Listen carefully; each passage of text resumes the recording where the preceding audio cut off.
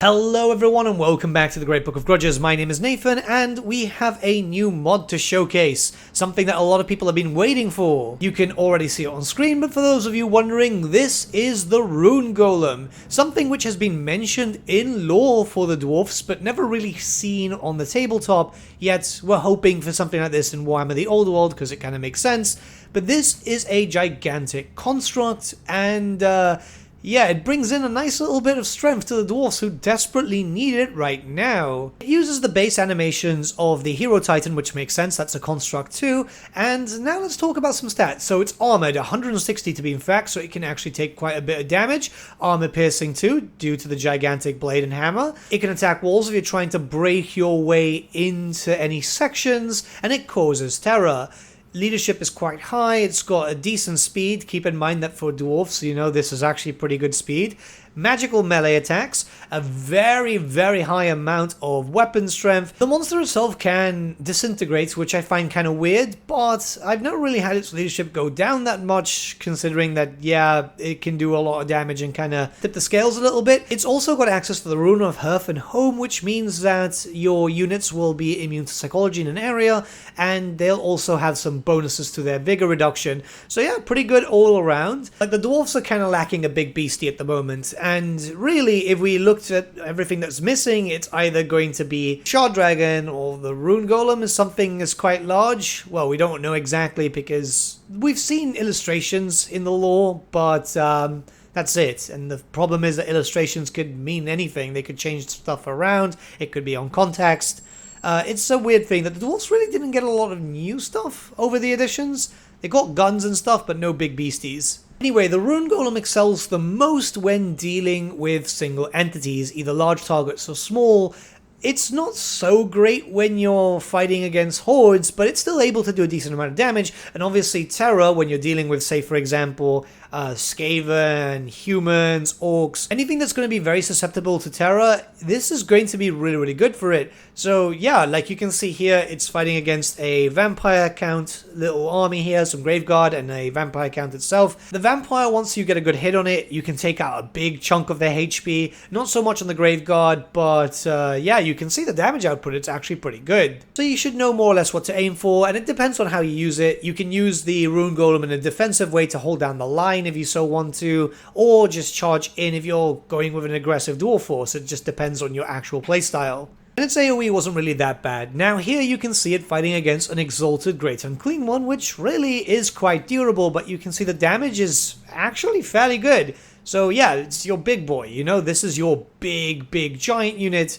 and I see it working out incredibly well, really. Really, if it was up to me, I'd just say make it unbreakable, because the disintegration thing just doesn't really make sense to me, but I guess this is a balancing thing, and yeah, it kind of makes sense if it's a balancing thing. The unit looks cool and it does its job, and that's the most important thing when it comes to modded units, and yeah, I absolutely love it. I really like the look of it too. I think it's just really awesome. The mod itself is done by Derpy New, but as far as I'm aware, a peasant mobster also helped with main assets and stuff, which I think is cool. These collaborations are always fun. Anyways, when it comes to campaign, you can find this in your smithy building. So this is the one where you can get your runesmiths, where you can get the iron breakers and stuff. It's a tier 5 unit, so it's going to be a while, and they're fairly expensive. The baseline cost for upkeep is 500. So early on, you're not really going to be able to get them anyway, but you're not really going to be able to doomstack them either. I don't think that they should be a doomstack unit anyway. I feel like if you mix them up with a nice well-rounded dwarf army, you can get a lot of fun out of this and have just a really interesting campaign. It definitely adds in a lot more flavor, especially once you start dealing with later game, as you start dealing with big monsters. You know, everyone's got like a rogue idol or this or that, you know, bloodthirsters. You've got nothing, so at least now you do, and I think that's a really good thing. Over here I've got a little bit of a battle versus a randomly generated Nurgle army, and the dwarves do perform quite well when it comes to these types of battle, especially when it comes to a skirmish battle, mostly because you can hold down and bunker down quite well, but you will see that it's able to go up there and do some damage against the single entities like the Beast of Nurgle, like Festus too, which Festus normally does a decent amount of damage. I went for Nurgle because they're quite durable and they're able to take quite a decent amount of punishment, and the idea here is to play kind of like how people would play play on the tabletop for the dwarfs. If you didn't play the tabletop, essentially the dwarfs didn't really move much. You would just bunker down, and the enemy would come to you. You do as much damage as possible, and then throw your warriors into the fray. Yeah, it's the same purpose, and that's usually how I play my campaigns too. It's just, you know, the whole tabletop stuff is embedded into me because it's who I am. But I used the Rune Golem mod for about 4 or 5 hours of playing last night because I just couldn't sleep. And I must say, it was pretty interesting. I really, really enjoyed this because it was just nice to have a big freaking monster unit just have something different, something that the dwarves kind of feel like they're lacking. Everyone is getting their big beasties. Dwarves don't have it, and it's not fast. It's not supposed to be. Well, it's faster than most normal dwarfs, but, you know, big legs. The damage output is just really nice, especially if you start moving up forward. I had a point where I was playing, and I was going up north. Kislev betrayed me. They had a bunch of the big ice bears, so having something to kind of fight back against that was just kind of useful. Yes, you still have all your really powerful gunpowder and stuff, but, you know, sometimes you want to fight big beastie with big beastie, because... yeah, the mod itself can be found in the description below. Honestly, check it out. You're going to like it. And especially if you're looking for another reason to play another dwarf campaign.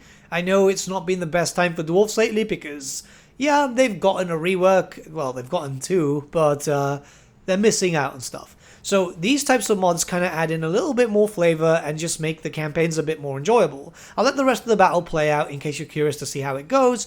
But until then, thank you all for watching, and I shall see you all again very, very soon. Have a good day. Kazoo! Strike out! Quarrelers! Go! Shield bearers! All! Grenadiers!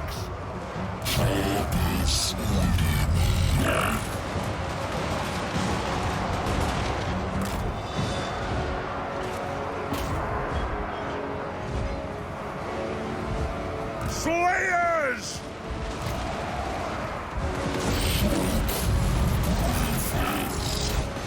Yes!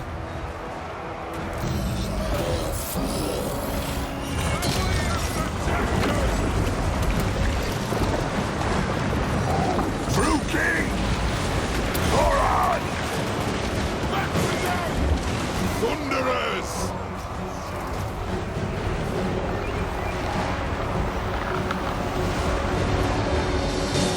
For the ancestor gods!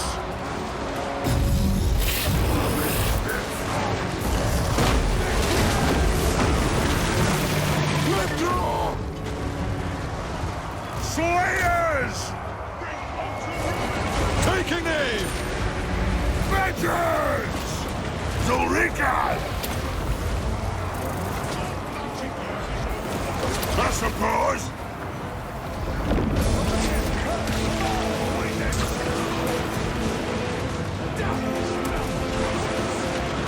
Gyrocopter! Axes out, lads! Quarrelers! For the ancestors! Pump those dwarven legs! For Grimnir! Thunderous!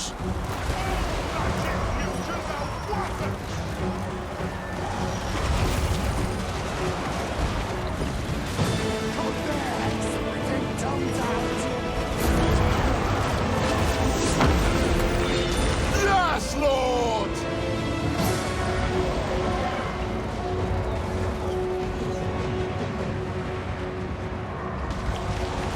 War of vengeance for the High King!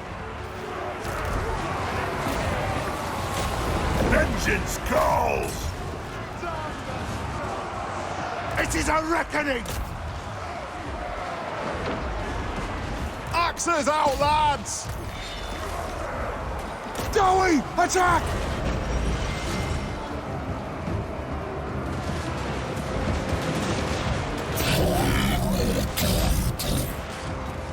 Move to attack!